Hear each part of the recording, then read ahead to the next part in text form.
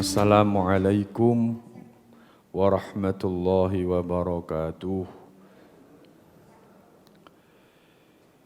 Bismillah, alhamdulillah, wassalatu wassalamu ala rasulillah Sayyidina wa maulana Muhammad ibn Abdillah. La hawla wa la quwwata illa billah. Qalu subhanaka la ilma lana illa ma 'allamtana innaka antal alimul hakim. Qala rabbi shrah li sadri wa yassir li amri wahlul 'uqdatam min lisani yafqahu qawli. Amma ba'd. Hadirin jamaah salat subuh ingkang sami minulya, monggo kita lanjutaken ngaji kita kitab fikih. Saderengipun kita maos Fatihah ingkang kita hadiahaken dumateng Kanjeng Nabi Muhammad sallallahu alaihi wasallam. Nomor kali kangge musannif kitab ini Syekh Abdul Jabbar. Nomor 3 kangge hajat-hajat kita sedaya. Mugi-mugi digampilaken urusane kalian Gusti Allah. Al-Fatihah. A'udzu billahi minasy syaithanir rajim. Bismillahirrahmanirrahim. Alhamdulillahi rabbil alamin. Arrahmanir rahim. Maliki yaumiddin. Iyyaka na'budu wa iyyaka nasta'in. Ihdinas siratal mustaqim. Siratal ladzina an'amta 'alaihim ghairil maghdubi 'alaihim waladdallin. Amin. Bismillahirrahmanirrahim. Iki bab tentang salat. Penting niki. As-shalawatul khamsu utawi pira-pira salat kang 5 iku fardu ain ala kulli mukallafin ing atase saben-saben wong mukallaf. Jadi fardu itu ada 2. Fardu bermakna wajib. Fardu itu artinya sama dengan wajib. Dalam urusan haji beda. Fardu artinya beda dengan wajib kalau haji. Tapi kalau urusan ibadah yang lain, fardu itu artinya wajib. Fardu itu ada 2, ada fardu ain dan fardu kifayah. Fardu ain niku napa? Wajib napa? Kewajiban individu. Kewajiban individu. Tidak boleh diwakilkan, tidak bisa diwakilkan. Tapi yang kedua fardu kifayah. Fardu wajib yang wajib boleh diwakilkan, wajib komunal ya. Kewajiban bersama. Kewajiban bersama. Tapi sama-sama wajib untuk seluruh orang, sama-sama wajib untuk seluruh orang. Tetapi saat sudah ada yang mengerjakan salah satunya, maka yang lainnya sudah gugur melakukan kewajiban itu. Tapi kalau tidak ada yang melakukannya, maka semuanya punya kewajiban untuk melakukan itu. Jangan dianggap fardu kifayah lah wis ana sing ngerjakno. Kabeh ngomong ngono akhire gak ana sing ngerjakno. Mulane hukumnya fardu kifayah itu ya sama, kewajiban individu.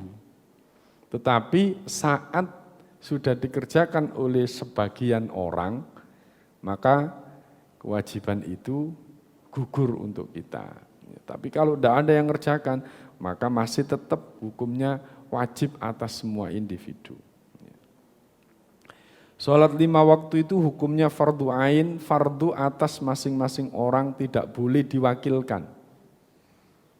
Masih yo sampean kesel, sampean wakili aku ya, titip salam nang ngene Gusti Allah. Gaya. Wis kesel aku, kesel salat. Mboten angsal. Fardu ain kepada siapa? Ala kulli mukallafin, setiap orang yang mukallaf. Apa orang mukallaf itu? Mukallaf niku orang yang dibebani hukum Islam. Orang yang dibebani hukum Islam. Orang yang mendapatkan hukum Islam. Orang yang ya harus menjalankan hukum Islam, itu orang yang mukallaf. Ya. Apa saja kriteria orang mukallaf itu? Ya satu, muslim pastinya. Yang kedua, berakal. Nomor tiga, sudah balik. Ya, tiga itu. Mukallaf itu ini kan tiga. Ya. Satu, muslim. Yang kedua, berakal. Yang ketiga, balik. Ya. Itu termasuk orang mukallaf. Orang yang dibebani hukum Islam. Hukum Islam enten pinten? 5 lah. Jenengan nih pun mukallaf nih wau. Napa mawon nih mukallaf wau? Islam, terus balik, terus berakal. Panjenengan pun tiga-tiganya sudah punya, maka dibebani wajib, dibebani perkara sunnah, dibebani perkara haram, dibebani perkara mubah, dibebani perkara nopo situ kali makruh. Ya. Itu namanya mukallaf. Ya. Faman angkara wujubaha. Faman mongko utawi sapane wong angkara kang ngingkari sapa wong wujubaha ing wajibe salat 5, fa huwa kafirun mongko utawi wong iku kafirun kafir. Kalau kita tidak melakukan sholat karena malas, ayo yuk sholat. Kesel, malas. Loh, gak wajib tak sholat itu? Ya wajib. Tapi kok gak gelem sholat? Usul kabeh, ini pas sampean jak sholat itu, langsung persendianku langsung lemes. Niki sik selamat. Niki sik selamat. Kenapa? Karena tidak mau mengerjakannya itu karena malas. Tapi kalau tidak mengerjakannya itu karena dia merasa tidak wajib, ayo sholat yuk. Semua, lha apa sampeyan gak gelem sholat? Kan gak wajib. Itu sudah hukumnya kafir. Nah, kenapa? Karena di Al-Quran sudah dijelaskan bahwa sholat itu hukumnya wajib. Tapi kalau tidak melakukannya, tidak kafir, tetapi hukumnya apa? Fasik, orang yang berdosa. Mulane niki ngati-ngati, niki hati-hati. Ya. Ini hati-hati, ya. Hati-hati terhadap menghukumi orang sesama Muslim. Ya. Ada golongan-golongan selain ahlu sunnah. Ahlu sunnah dulu namanya golongan khawarij. Ya. Golongan khawarij itu gampang mengkafirkan orang. Ya. Gampang mengkafirkan orang. Jangankan orang. Sayyidina Ali, sinten Sayyidina Ali nih? Nah, sahabatnya Nabi dan mantune Nabi itu dianggap kafir. Kenapa? Ya, karena Sayyidina Ali itulah maka terjadi peperangan dengan Muawiyah sehingga 3 orang yang terlibat di situ Sayyidina Ali, terus kemudian Muawiyah dan yang ketiga adalah Sa'ad sinten niku setunggal ini. Itu dihukumi kafir semua dan boleh dibunuh padahal ya sik salat. Kita dari golongan ahlus sunnah itu tidak boleh gampang-gampang mengkafirkan orang. Ya. Bahkan orang yang tidak sholat saja ditanyakan dulu, sampai juga sholati karena apa? Ini sampean males berarti ya dosa. Memang kenapa? Karena tidak melakukan kewajiban. Tapi kalau sampean sudah mengingkari akan wajibnya sholat, itu baru kafir. Kenapa? Podo karo gak percaya Al-Quran. Wong gak percaya Al-Quran itu jenenge wong gak beriman. Wong gak beriman itu podo karo kafir. Lah ngoten. Itu pun juga harus berhati-hati kita menghukuminya. Ya. Sami kalian apa? Gampang-gampang membid'ahkan orang itu juga berat, bahaya. Ya, bahaya. Kenapa? Karena ya sama dengan menghukumi orang dengan kafir itu. Karena kullu bid'atin dhalalah wa kullu dhalalatin finnar loh. Finnar itu kan berarti wong kafir berarti ya. Jadi sangat hati-hati kita ini. Ojo melok-melok sing ngono-ngono iku ya. Wa yu'marus sabiyyu. Wa yu'marus sabiyyu lan den perintah sapa as-sabiyyu bocah lanang biha kelawan salat li sab'i sinina sakwuse umur 7 tahun. Diperintahkan kita selaku orang tua memulai memberikan pelajaran kepada anak agar dia mau sholat pada waktu usia pinten wau 7 tahun. Ayo nak sholat diajari, diajak nang masjid, ya, diajari dulu. Wa yudrobu lan den pukul sopo anak lanang alaiha karena meninggalkan sholat li ashrin sakwuse umur 10 tahun. Nek wis 10 tahun gak gelem sholat, dipukul. Ya, dipukul. Dipukul itu udah berarti Islam itu tidak boleh mengajarkan ini Pak, kekerasan begitu. Ya. Bapak Ibu hadirin jamaah rahimakumullah, inilah bedanya ya, antara pukulan mendidik dengan pukulan apa Pak, kriminal. Kadang orang itu menganggap semua pukulan itu adalah kriminal. Loh, apa perlu juga memukul itu? Loh. Nabi itu pun juga mengajarkan kita memukul, tapi memukulnya tidak sampai mencederai. Tetapi apa? Bikin anak itu faham bahwa apa yang dilakukan itu salah. Kalau anak itu tidak tahu dia kalau salah, ya, maka dia akan tetap begitu juga. Loh Pak, kalau seandainya tidak dipukul tapi sudah merasa salah, itu sangat-sangat baik sudah. Cukup dengan hukuman itu. Lah, orang-orang sekarang itu mencoba untuk mencari hukuman selain pukulan yang bikin anak itu dera. Tidak akan mengulangi lagi.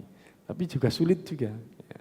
Bahkan ada yang mengatakan pendidikan ala militer itu sekarang kemarin euforia tentang ya pendidikan kekerasan tidak boleh. Tapi ketika kekerasan yang teratur dengan pola pendidikan yang kedisiplinan itu dianggap kurang baik, kurang menghargai hak asasi manusia, akhirnya diculno, akhirnya apa anak-anak rotok geladrah, daplek gak kena dikendalikan. Akhirnya ada analisa bahwa pendidikan ala militer itu masih diperlukan, yaitu kajian Bapak Ibu. Tetapi dalam Islam ini mengajarkan boleh kita memukul, tapi pukulannya itu diarahkan kemana? Bukan ke kepala, tetapi kemana? Ke kaki, sehingga merasakan panas. Panasnya itulah dia akan merasa, oh saya salah. Ada istilah dalam ilmu psikologi itu kan ada shock terapi. Ya. Sehingga orang itu sadar, saya salah. Ya. Tapi itu tadi, dalam tanda petik, ya Islam pun juga tidak memperbolehkan, mencederai orang itu tidak memperbolehkan.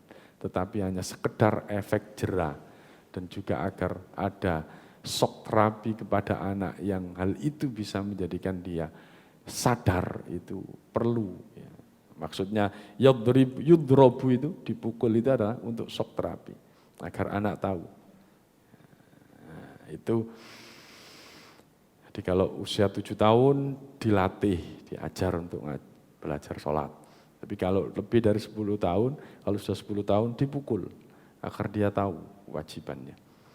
Syurutu sihhatis shalah. Syurutu sihhatis shalah. Utawi piro-piro syarat sahnya sholat. Syarat sah. Ada syarat sah, ada syarat wajib. Nah, seimut no, jadi tak ulang-ulang ben panjenengan ini konsep P jelas. Syarat sah dengan syarat wajib. Syarat niku napa syarat? Ayo, seiling. Syarat niku napa? Ibu-ibu, napa syarat nih? syarat. Nah, dalam fikih itu ada dua. Kita memahami dalam semua ini, dalam semua kajian fikih itu ada dua. Ada syarat, ada rukun. Nah, ada syarat, ada rukun. Nih, ngomong ibadah mesti takoni syaratnya apa, rukune apa. Nah, panjenengan kedah ngerti apa syarat dan apa rukun. Nah, saat ini syarat riyen. Napa artinya syarat nih? Nen? Syarat itu apa? Masa saya apa syarat Mas?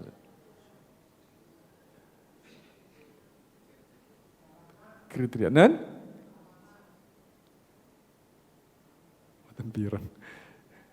Nah, syarat itu sesuatu yang harus dipenuhi sebelum melakukan kewajiban. Syarat masuk SMP, ngumpulno ijazah, bayar nopo pendaftaran dan lain sebagainya, lulus SD itu persyaratan. Jadi sesuatu yang harus dipenuhi sebelum melakukan kewajiban itu syarat. Ya. Itu syarat. Jadi sesuatu yang harus dipenuhi sebelum melakukan kewajiban itu syarat. Kalau rukun itu sesuatu yang harus dilakukan saat melakukan kewajiban. Saat melakukan kewajiban itu rukun. Syarat sebelum melakukan kewajiban, kalau rukun saat melakukan kewajiban.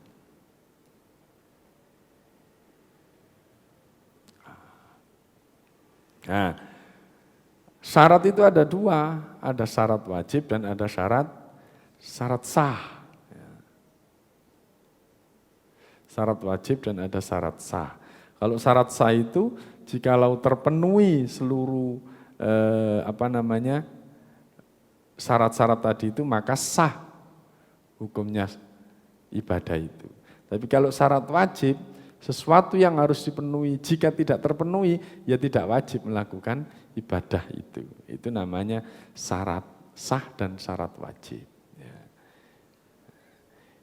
Di sini kita akan mengkaji tentang syarat sah.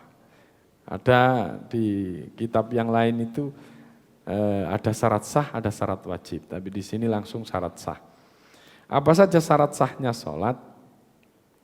At-taharatu minal hadatsaini. Suci dari dua hadas. Hadas apa? Hadas kecil dan hadas besar. Sehingga orang yang sholat ngentut berarti sah no mboten sholatnya? Kenapa kok enggak sah? Karena tidak memenuhi syarat sah. Karena tidak terpenuhi kan syarat sahnya.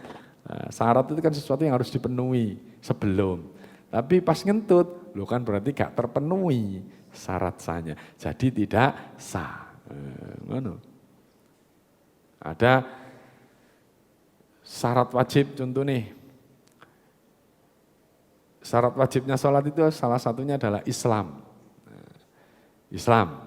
Terus kemudian orang itu tidak Islam. Berarti dia tidak wajib. Kenapa tidak wajib?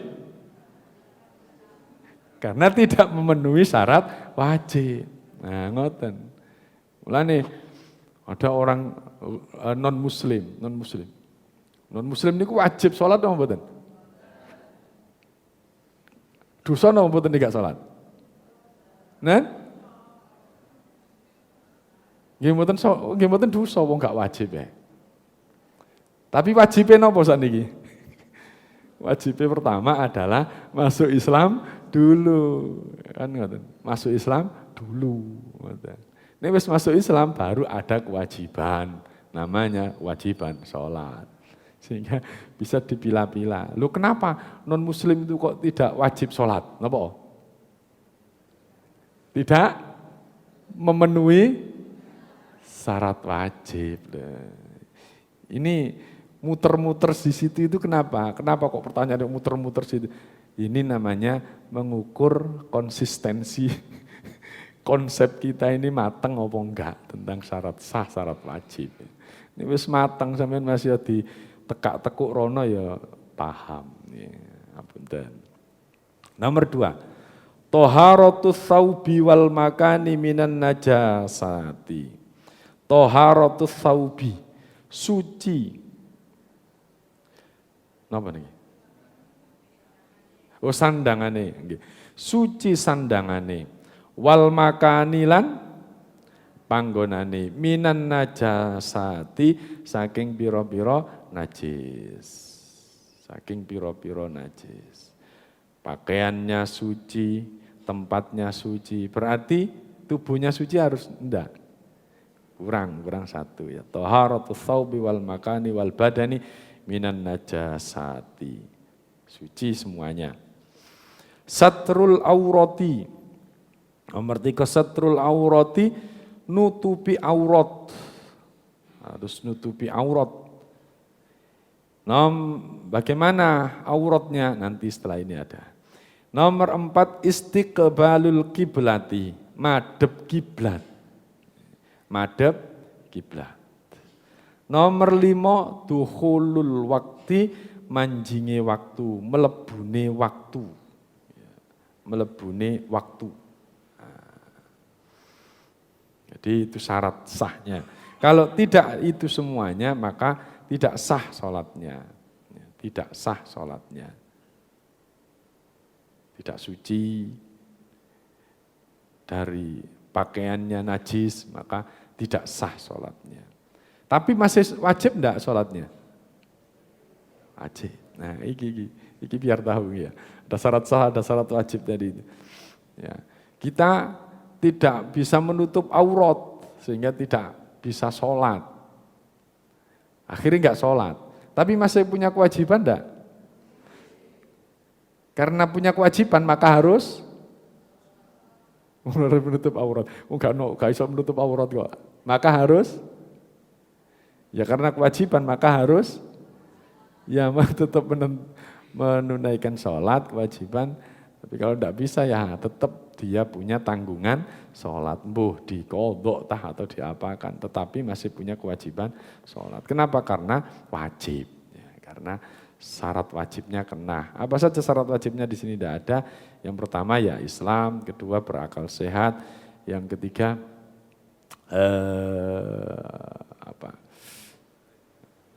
balik, yang keempat apa? Sudah sampainya dakwah kepada orang tersebut. Sudah sampainya dakwah. Apa? Sudah mengenal tentang kewajiban sholat. Contoh, Tarsan. Tarsan itu konotasinya apa? Uripe nang ndi? No hutan, konotasinya. No hutan gak ono sing ngomongi san Tarsan, sholat itu wajib san. Kira-kira orang itu punya kewajiban sholat enggak? Enggak. Kenapa? Enggak ngerti ya kan? Gak ada kewajiban sholat. Sehingga salah satu dari syarat wajibnya orang sholat itu adalah sudah masuk dakwah kepada dirinya. Ya. Sudah masuk dakwah kepada dirinya. Oke. Satrul aurah, istiqbalul kiblah. Satrul aurah binjing kita terangkan. Istiqbalul kiblah, menghadap ke kiblat. Menghadap ke kiblat. Kiblat niku pundi? Kulon. Nah wis gampangane ngono. Lha nggih. Kiblate pundi? Kulon. Soale napa? Jenengan ana Indonesia. Kiblate ya Ka'bah ngono. Ka'bah dan Masjidil Haram ya. Kiblatnya orang yang berada di Masjidil Haram adalah Ka'bah. Ya. Kiblatnya orang yang di Masjidil Haram adalah Ka'bah, melihat Ka'bah. Tapi kalau di luar Masjidil Haram adalah ya Masjidil Haram itu yang jadi kiblatnya. Ya. Tidak harus lurus dengan Ka'bah niku mboten harus. Ya. Yang kemarin gempar itu kan masjid penceng-penceng, saya ini kan kata sing penceng-penceng nih. Ya kalau memang bisa dilakukan karena sekarang ada teknologi teknologi pengukur map lurus tarik toko Ka'bah iso ngono. Kalau memang bisa seperti itu bisa dilakukan ya ndak apa-apa. Ya. Tapi kalau memang Tidak seperti itu pun juga tidak apa-apa. Kenapa? Karena di luar Ka'bah itu, di luar Masjidil Haram, Ka'bahnya ya Masjidil Haram itu. Ya, Masjidil Haram. Ada yang mengatakan bahwa Masjid Nabawi, Masjid Medina itu ya tidak lurus banget gitu. Tapi apa? Arahnya ya ke Masjidil Haram. Madhep teng pundi? Medina niku. Masjidnya. Ini sholat madhep teng pundi? Ini gak salah ngadep ngalor. Ya, sih bener ngadep kiblat. Kenapa? Karena ngadep ngidul. Soalnya posisi ini Medina itu ada di utaranya Ka'bah. Jadi ngadep ngidul. Nah, Indonesia ngadep ngulon lagi beda Pak. Sehingga hadirin jamaah rahimakumullah, ya, perintah itu harus tahu ilatnya. Ya.